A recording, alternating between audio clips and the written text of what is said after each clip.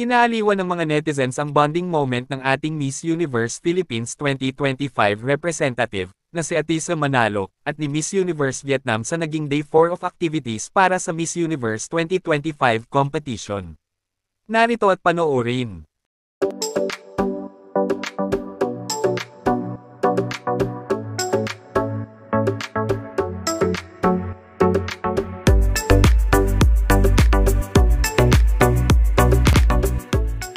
Ayon nga sa iilang netizens na, "We are loving these two dolls. Both are pretty and fresh. My gosh, Philippines and Vietnam.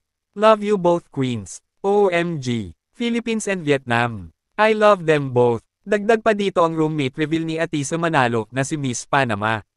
Kayo, anong masasabi nyo tungkol dito? Just comment down below.